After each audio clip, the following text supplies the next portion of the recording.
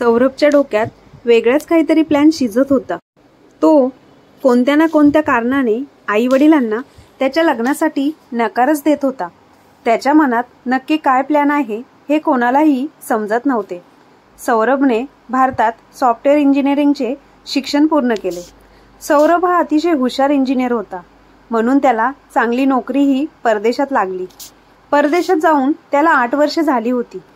पगार चांगला असल्याने त्याने लवकरच आपले जीवन सुखकर केले होते। घरच्या लोकांसाठी तो परदेशातून अनेक गिफ्ट्स पाठवत असे, तसेच नियमितपणे पैसेही पाठवत होता। पण तो भारतात येण्यासाठी आणि त्याच्या कुटुंबाला भेटण्यासाठी टाळाटाळ करत असे। लग्नासाठी होकार देण्याचाही प्रश्न नव्हता। सौरभचे वडील नेहमी कोणत्या ना कोणत्या मुलीबद्दल त्याला विचारायचे आणि त्याचे मत जाणून घ्यायचा प्रयत्न करत असे, पण सौरभ त्यांना वारंवार टाळत असे। अखेर अनेकदा वडिलांनी विचारल्यानंतर त्याने स्पष्ट सांगितले की मला सध्या लग्न करायचे नाही। यावर्षी मात्र त्याच्या वडिलांनी त्याला खडसावून सांगितले की तुझी आई सारखी आजारी असते, तू काही दिवसांची सुट्टी घेऊन घरी ये। अखेर वडिलांचे म्हणणे टाळता न आल्याने सौरभ 3 महिन्यांची सुट्टी घेऊन भारतात यायला निघाला। त्याच्या येण्याने घरच्यांचा आनंद गगनात मावेनासा झाला। कितीतरी नातेवाईक त्याला एअरपोर्टवरच घ्यायला आले होते। सौरभच्या आईवडिलांच्या डोळ्यात आनंद अश्रू होते। एवढ्या वर्षांनी आपल्या मुलाला पाहिल्यानंतर त्यांना खूप आनंद झाला होता। सौरभच्या आईला यावर्षी त्याचे लग्न लावून द्यायचे होते, पण सौरभने हा विषय अनेक प्रकारे टाळला आणि आईवडिलांना स्पष्ट सांगितले की मी माझ्या बायकोला परदेशात घेऊन जाईल, मग तुम्हाला तिचं सुख काय मिळणार? तिथे घर खूप महाग आहेत। मी सकाळी 8 वाजता घरातून निघतो आणि रात्री 10 वाजता परत येतो। ती घरात एकटी काय करणार? पण यावेळेस आईने त्याच्या कुठल्याही कारणांना भीक घातली नाही। सौरभचा लहान भाऊ आणि बहीण अजून अविवाहित होते। त्याचे लग्न झाल्यास त्यांचा मार्ग मोकळा होणार होता। सौरभच्या भरघोस पगाराच्या नोकरीमुळे अनेक मुलींचे वडील त्याच्याबद्दल विचारू लागले। नातेवाईकांकडून वेगवेगळ्या स्थळांची माहिती येऊ लागली। घरात दबाव वाढत होता। डायनिंग टेबलवर लग्नाच्या चर्चेला ऊत येत असे, पण सौरभला एकाही मुलीचे स्थळ पसंत पडले नव्हते। शेवटी वडिलांनी थकून जाऊन वधूवर सूचक केंद्रामध्ये त्याचे नाव दिले आणि लगेच दुसऱ्या दिवशी फोन आणि ईमेल येऊ लागले। त्यातून सौरभने 3 मुलींची निवड केली।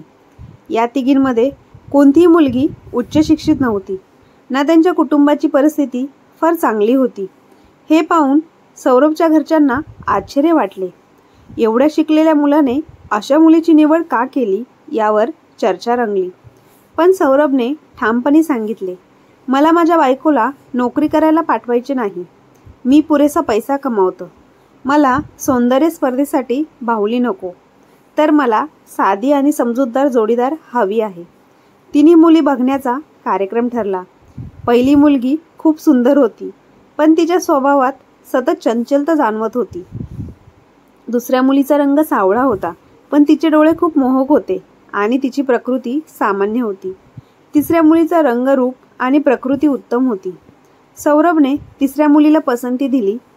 त्याची निवड पाहून घरच्यांना खूप आश्चर्य वाटले। तिच्या शिक्षणाबद्दल विचारल्यावर सौरभ म्हणाला, माझी बायको नोकरी करणार नसेल तर ती फक्त कुटुंबासाठी झटणारी असेल, हेच माझ्यासाठी महत्त्वाचे आहे। त्याच्या या विचारांनी घरच्यांनाही समाधान वाटले आणि शेवटी सौरभच्या इच्छेप्रमाणे लग्न ठरले।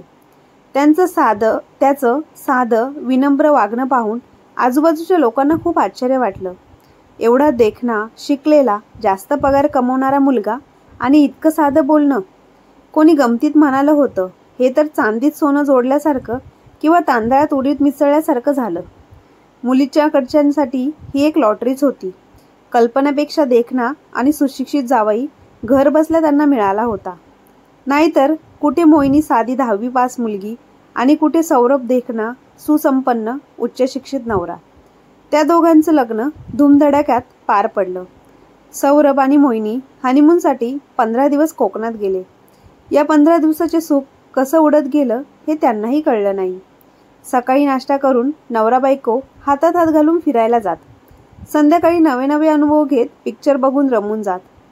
मोहिनीला ते दिवस सोन्यासारखे वाटत होते. मोहिनीला वाटत होतं हे सगळं एक सुंदर स्वप्न आहे.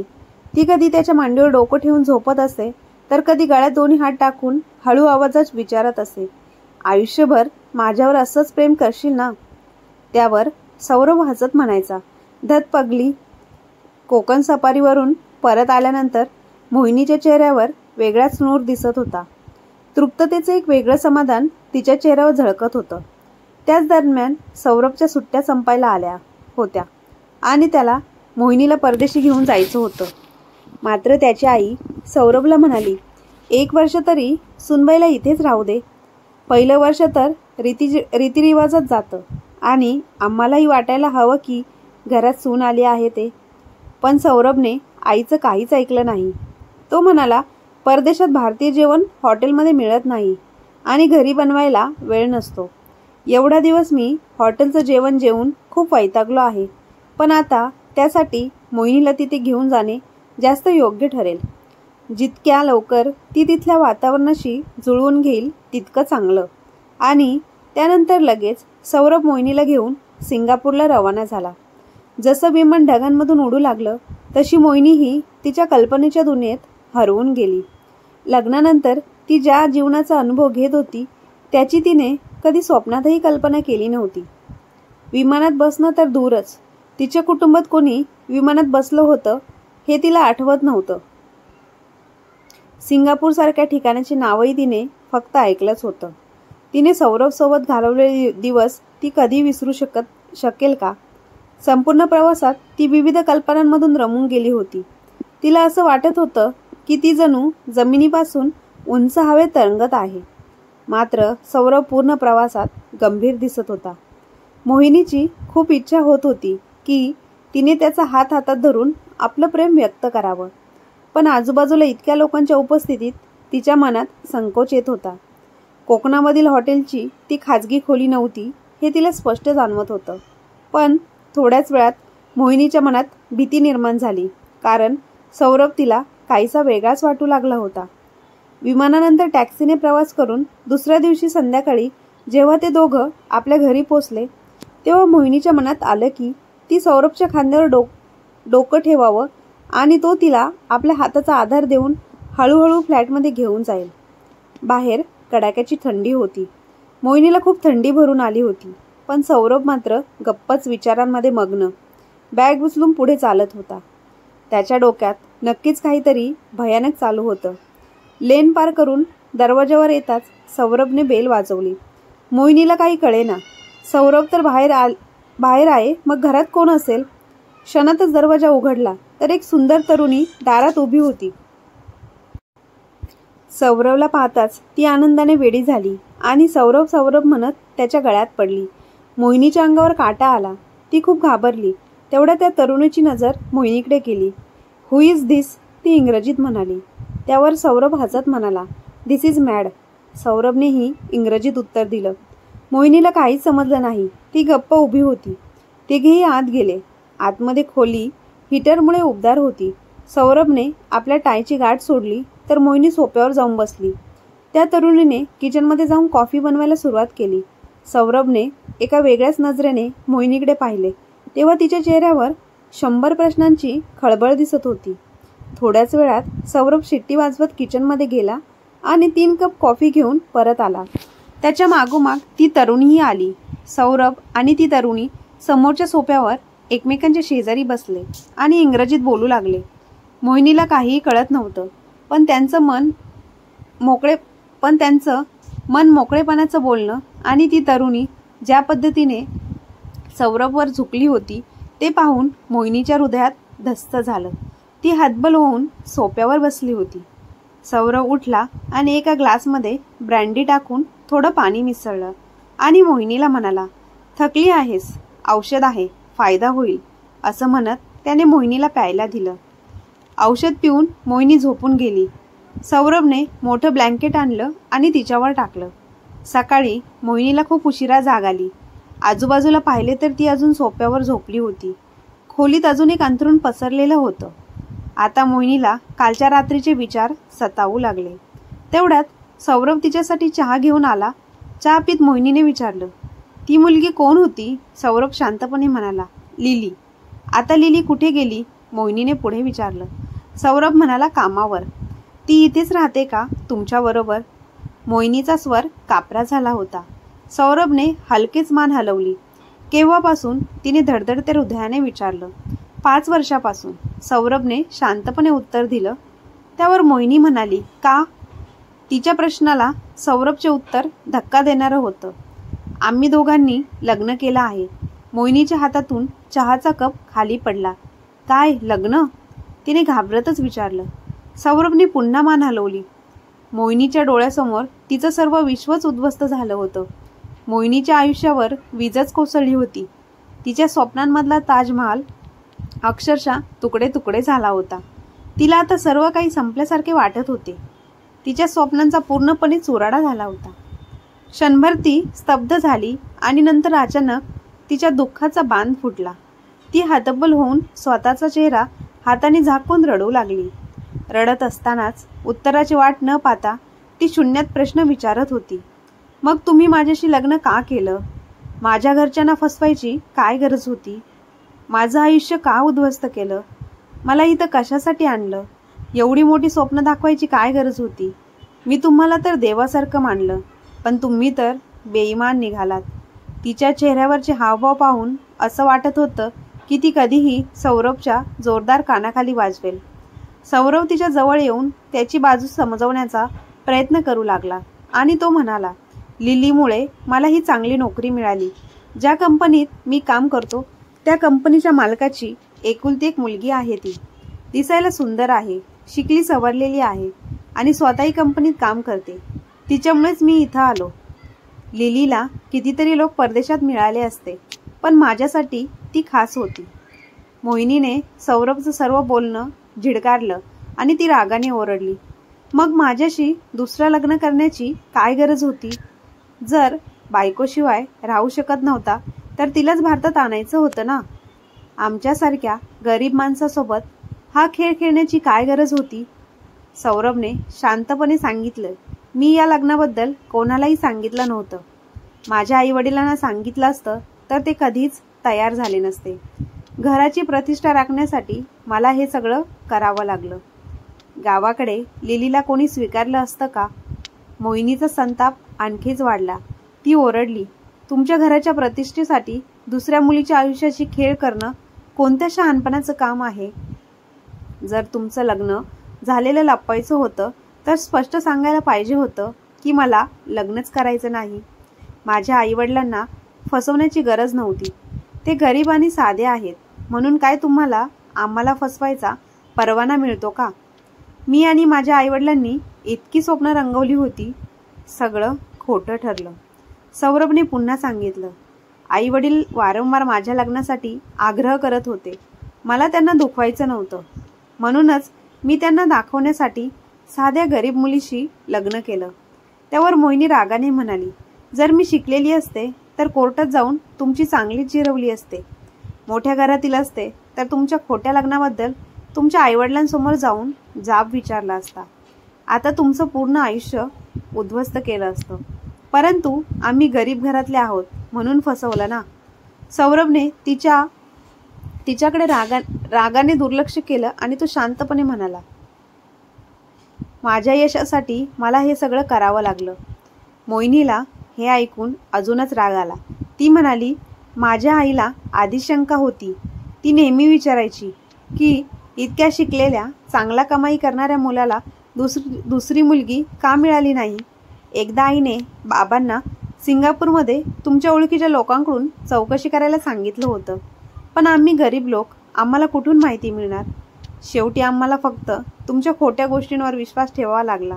मोहिनी रडत म्हणाली, जर एखादा श्रीमंत माणूस असता तर तो घरबसल्या सगळे सत्य शोधून काढू शकला असता. त्यावर सौरभ हसून म्हणाला, जे झालं ते झालं, आता ते विसरून जा. राग नको धरून बसू.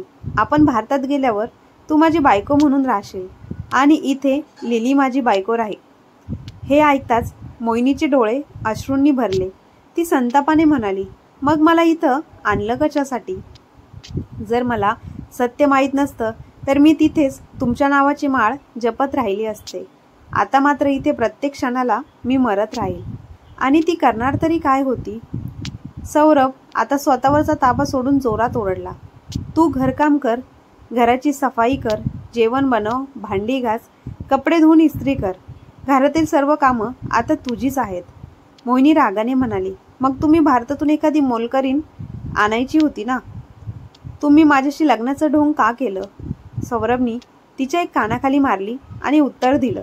वास्तविक पाहता आम्हाला एका कामवालीची गरज होती. इथं नोकर मिळत नाही आणि मिळाले तरी ते खूप महाग असतात आणि विश्वासूही नसतात. आम्ही दोघेही काम करतो. घराची काळजी कोण घेणार? त्याचं असं बोलणं ऐकून मोहिनी मोठ्याने रडत म्हणाली. मला माझ्या घरी पाठवा. माझं तिकीट करा. मी इथे राहणार नाही. त्यावर सौरभ हसत म्हणाला.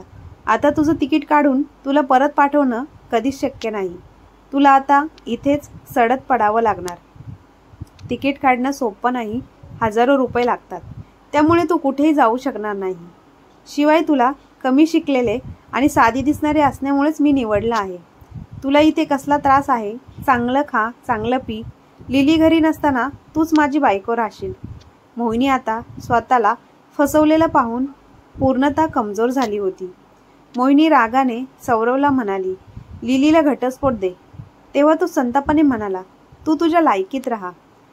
तिच्यामुळेच मला हा थाटमाट मिळाला आहे. मोहिनी डोकं पकडून जमिनीवर बसली. दुसऱ्या दिवसापासून तिच्यावर कामाचा डोंगर कोसळला. सौरभ आणि लिली सकाळी 8 वाजता कामासाठी निघून जात. मोहिनीला घरात बंदिस्त ठेवण्यात येत असे. संध्याकाळी परतल्यावर सौरभने लिलीला सांगितलं होतं की ही मोहिनी घरकामासाठी आणलेली कामवाली आहे. लिली ही तिला तशाच नजरेने वागवत होती.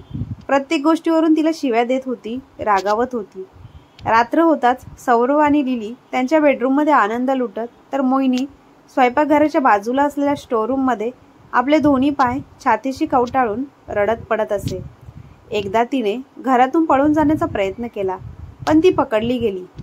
सौरभने तिला खूप मारहाण केली. तिला वाटू लागलं की आता या घरातून सुटका होणं अशक्य आहे आणि जर सुटली तर जाणार कुठे. तरीही ती प्रत्येक क्षणाला तयार राहत होती. स्वेटरच्या आत तिने आपले सगळे दागिने लपवले होते आणि घरातल्या मोबाईलचा नंबर तोंडपाठ केला होता. अखेर एक दिवस तिला संधी मिळाली. सौरभ आणि लिलीच्या लग्नाचा वाढदिवस होता.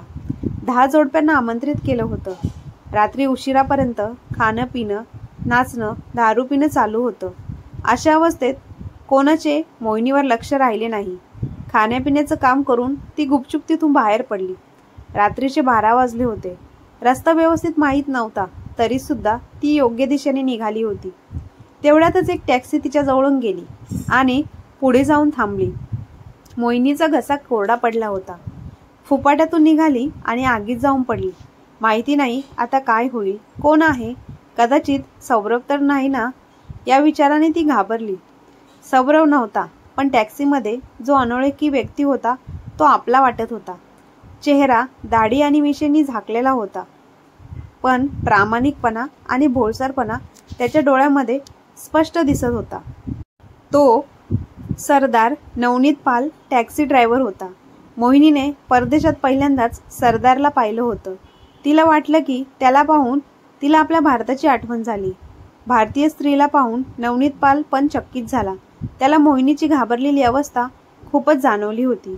नवनीतने अंदाज लावला काहीतरी वाईट नक्कीच झालंय. त्याने तिची विचारपूस न करता टॅक्सीचा पाठीमागचा दरवाजा उघडला आणि मोहिनीला आतमध्ये बसण्यासाठी सांगितले. त्याच्या घरी पोचल्यावर मोहिनीला थोडा धीर त्याने दिला आणि विचारपूस केली आणि काय झालं आहे ते विचारलं. मोहिनीची हकीकत ऐकल्यानंतर नवनीतचे डोळे ओले झाले होते. 3 वर्षापूर्वी त्याच्या स्वतःच्या सख्ख्या बहिणीला असाच एक डॉक्टर लग्न करून घेऊन आला होता. खूप दिवसानंतर त्याच्या बहिणीने कसा तरी फोन केला होता, पण जोपर्यंत नवनीत तिच्यापर्यंत पोहोचणार तोपर्यंत तिने आयुष्याला कंटाळून स्वतःचं जीवन संपवलं होतं. त्याने अशा भरपूर घटना ऐकल्या होत्या की कशा प्रकारे मुलं सुट्टीसाठी आपल्या देशात जातात आणि लग्न झालेलं असूनही दुसरे लग्न करतात. ज्या परिस्थितीत नवरा ठेवतो त्याच परिस्थितीत आनंदी राहायचा प्रयत्न करतात. आणि नेहमी अशी लग्न गावाकडे पटकन उरकून घेतात.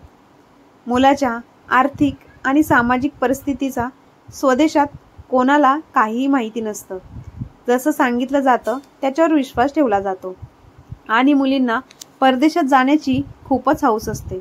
परंतु परदेशात जाऊन मुलींसोबत काय काय घडतं याची कोणाला कल्पनाही नसते. कसं मुलींना फसवतात हे साधं कळतही नाही. नवनीतने मोहिनीचे अश्रू पुसले आणि तिला भारतात पोचवण्याची तयारी केली. परंतु नवनीतने मोहिनीला सांगितलं की तुझ्या अपराध्याला शिक्षा मिळालीच पाहिजे. त्याने आपल्या एका ओळखीच्या वकिलांकडून सल्ला घेतला आणि त्याने मोहिनीच्या घरी फोन करून लग्नपत्रिका आणि लग्नात काढलेले फोटो मागवले आणि त्याने वकिलाद्वारे या सर्व वस्तू लिलीच्या वडिलांना दाखवण्यासाठी पोहोचवल्या. तो करोडपती खूप भडकला. सौरभशी बोलण्याआधीच त्याने मोहिनी आणि सौरभचे फिरायला गेलेले फोटो लिलीला दाखवले. लग्नाचे फोटो पाहून लिली गांभीर्याने विचार करू लागली. कदाचित लिली त्या लग्नाला एखादा धार्मिक उत्सव समजत होती. वर वधूच्या पोशाखात असलेल्या सौरभ आणि मोहिनीला ती ओळखू शकली नाही. पण फिरायला गेलेले फोटो पाहून ती थोडी बावरली.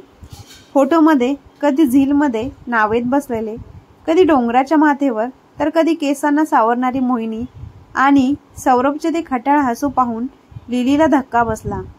त्या फोटोमधील मोहिनीला लिलीने ओळखलं. घरी पोचताच तिने सौरभला खडसावून विचारलं, का रे, तू तिला मोलकरीण म्हणत होतास आणि तू तिच्याशी लग्न केलं का? माझ्याशी फसवणूक का केलीस? मी काय कमी ठेवली तुझ्यासाठी? मी शिकलेली नव्हती का? मी सुंदर नव्हते का? तुला नक्की काय कमी पडले? मी तुला इथे नोकरी लावली, तुझ्या नावावर फ्लॅट घेतला, गाडी दिली, तुला अजून काय हवं होतं? हे सगळं पाहून लिलीला राग अनावर झाला आणि ती सौरभला शिव्या घालू लागली. सौरभने तिला समजवण्याचा खूप प्रयत्न केला, पण त्या रात्री लिलीने बेडरूमचा दरवाजा उघडलाच नाही. मोहिनी जिथे स्टोरूममध्ये झोपत होती, आज सौरभही तिथे झोपला. तो आता खूप टेन्शनमध्ये आला होता, कारण मोहिनी गायब झाली होती. ती कुठे आहे याचा त्याला पत्ताच नव्हता. मात्र एवढं निश्चित होतं की ती सिंगापूरमध्येच होती. परत जाण्यासाठी तिच्याकडे ना पैसे होते ना कसे जायचे याचा तिला पत्ता होता. लिलीला कोणी भडकवलं का त्याच्या मनात विचार येत होते. त्याच्या डोक्यात विचारांचं वादळ उठलं होतं. मोहिनीच्या गायब होण्यापेक्षा त्याला लिली रुसून बसली आहे याची जास्त चिंता होती. कारण सोन्याचं अंड देणारी कोंबडी जर उडून गेली तर काय होईल ही त्याची खरी भीती होती. जर फ्रॉडच्या केसमध्ये पकडला गेला तर त्याला तुरुंगात जावं लागेल ही कल्पनाच त्याला अस्वस्थ करत होती. मोहिनीबद्दल विचार केला तर त्याला वाटत होतं की ती कदाचित रेल्वेखाली आली असेल किंवा आत्महत्या करून मोकळी झाली असेल. दुसऱ्या दिवशी कंपनीचे डायरेक्टर आणि लिलीचे वडील सौरभला केबिनमध्ये बोलावतात. त्यांनी त्याला सगळं स्पष्ट सांगण्यास सांगितलं. सौरभच्या तणावग्रस्त चेहऱ्यावरून सत्य उघड दिसत होतं आणि तो त्यांना म्हणाला, या सगळ्या गोंधळामागे एक माणूस आहे जो मला धमकावून माझ्याकडून काम करून घेत आहे. सौरभने असं आपले स्पष्टीकरण दिले तेव्हा व्यवहार कुशल डायरेक्टरने त्याला एका आठवड्याची मुदत दिली. त्याच दरम्यान परदेशात मोहिनीचं मन बिलकुल लागत नव्हतं. पण प्रश्न हा होता, ती परत घरी कशी जाणार, कोणाच्या मदतीने? घाबरत घाबरत तिने नवनीत समोर आपला विषय मांडला. नवनीतलाही काहीच आक्षेप नव्हता. इथलं काम त्याचं वकील सांभाळेल. आता मोहिनीची गरजही फारशी उरली नव्हती. फक्त वाद व्यवस्थित पेटवायची होती, जी पेटवली होती. आता फक्त विस्फोटाची वाट पाहायची होती. पण भारतात परतण्याचा प्रश्न अजून उभाच होता. नवनीत काही मोठा पैसेवाला नव्हता. 2 वर्षे टॅक्सी चालून त्याने थोडेफार पैसे साठवले होते आणि टॅक्सी खरेदी केली होती. तो मस्त मोला आणि बेधडक स्वभावाचा माणूस होता. मोहिनीने तिचे सर्व दागिने नवनीत समोर ठेवले तेव्हा त्याला तिच्या समजूतदारपणाचं कौतुक वाटलं. तेव्हा तो तिला म्हणाला, मोहिनी, तू तर शिकल्या सवरल्यांनाही मागे टाकलं. असे म्हणत तो तिला देशी चिमणी या टोपण नावाने हाक मारू लागला. नवनीतने भारतात परत जाण्याचा निर्णय घेतला. सिंगापूरमधील त्याच्या ओळखीच्या लोकांच्या मदतीने त्याने टॅक्सी आणि मोहिनीच्या दागिन्यांचा व्यवस्थित सौदा केला. कोणालाही काहीच कळू न देता एका संध्याकाळी मोहिनी नवनीत सोबत सात समुद्र पार करून गावात आपल्या घरासमोर उभी राहिली. तिला पाहून घरच्यांना धक्का बसला. घरातील मुलं झोपल्यावर मोहिनीने आपली करुण कथा घरच्यांना सांगितली. पाठीवरील माराचे वळ दाखवत मोहिनीने सांगितले की घरातून पळून जाताना तिला वाटलं सुद्धा नव्हतं की ती पुन्हा कधी तिच्या आईवडिलांसमोर उभी राहील. ती नवनीतचे लाख वेळा आभार मानत होती. तो भेटला नसता तर आज मी कुठे असते मला ठाऊक नाही, असं ती म्हणत होती. मोहिनीच्या वडिलांनी हळूहळू डोळ्यात येणारे पाणी थांबवून तिची व्यथा ऐकली आणि स्वतःची चूक मान्य केली. आपण आपली लायकी पाहायला हवी होती. नवनीतसारखा साधा प्रामाणिक माणूसच आपल्यासाठी योग्य होता, असे ते म्हणाले. दुसऱ्या दिवशी नवनीतने मोहिनीच्या वडिलांशी एकांतात चर्चा केली. सिंगापूरमधील सर्व घडामोडी सांगितल्या आणि आपल्या वकील मित्राकडून मिळवलेली काही महत्त्वाची कागदपत्रेही दिली.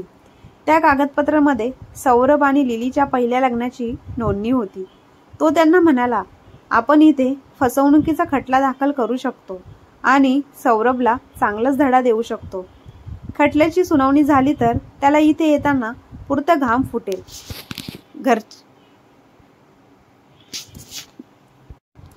घरच्यांचा सन्मान धुळीस मिळेल आणि परदेशात राहणाऱ्या त्या भारतीयांनाही धडा मिळेल जे अशा गोष्टी करायला प्रवृत्त होतात, असे नवनीत म्हणाला. शेवटचे वाक्य बोलताना त्याचा आवाज भरून आला आणि त्याच्या डोळ्यातून पाणी वाहू लागले. त्याने आपल्या बहिणीबरोबर घडलेला अन्याय सांगितला. मोहिनीच्या वडिलांनी त्याला आपल्या छातीशी कवटाळलं आणि त्याचे अश्रू पुसले.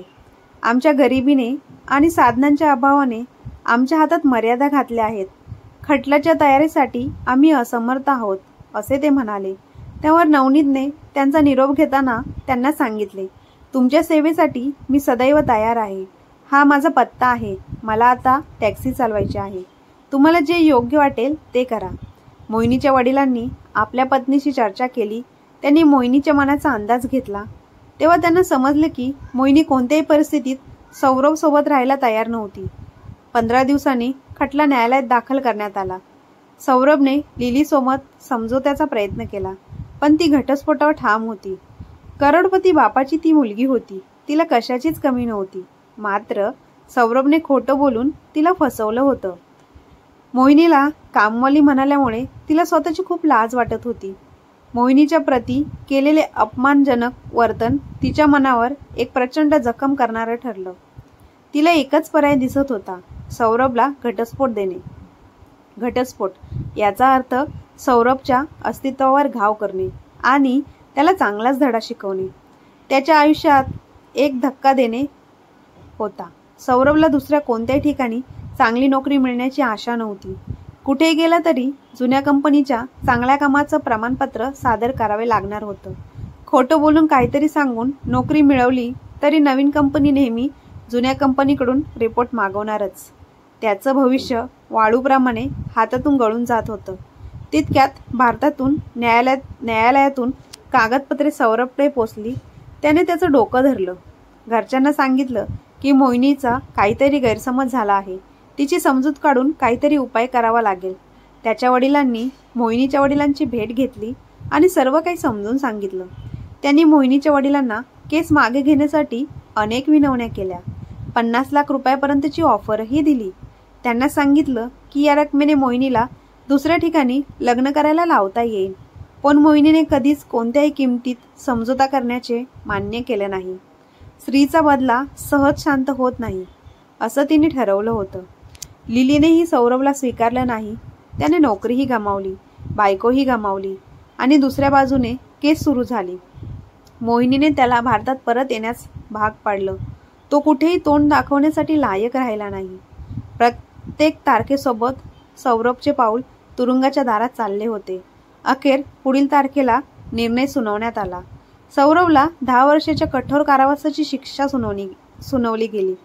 न्यायाधीशांनी आपल्या निर्णयात म्हटलं की भारतीयांनी विशेषतः आपल्या मुलींचा विवाह करताना संबंधित व्यक्तीच्या संपूर्ण पार्श्वभूमीची माहिती घेतली पाहिजे. त्याशिवाय लग्न पक्के करणे धाडसाचे ठरू शकते. मोहिनीच्या धैर्याची सर्वांनी प्रशंसा केली. तिच्या मनाला शांती प्राप्त झाली. तिला तिच्या आवडत्या मुलासोबत लग्न करण्याची परवानगीही मिळाली. कोर्टाच्या खोलीतून बाहेर येताना मोहिनीच्या डोळ्यात आनंदाचे अश्रू होते. 100 डोळ्यांचा केंद्रबिंदू बनलेल्या मोहिनीने न्याय मिळवलाच होता. आता ती बाहेर आल्यानंतर नवनीतकडे जायला निघाली आणि त्याला भेटून तिने त्याच्याबद्दलचं आपलं प्रेम व्यक्त केलं आणि दुसऱ्याच रविवारी एक साधं परंतु सुंदर लग्न झालं राधिकाचं आणि नवनीतचं. तर मित्रांनो, फक्त पैसा, सौंदर्य बघून मुलींनी कधीही चुकीचा निर्णय घेऊ नये, जसा मोहिनीच्या आईवडिलांनी घेतला होता. पैशाच्या आमिषाला कधीच बळी पडू नये आणि मोहिनीसारखं जर कुणाच्या आयुष्यात झालं तर घाबरून न जाता खंबीरपणे लढायला तयार व्हावं, हेच या कथेतून सांगायचं आहे. तर मित्रांनो, आजची कथा आवडली असल्यास आपल्या चॅनलला लाईक, शेअर, सबस्क्राईब नक्की करा. धन्यवाद.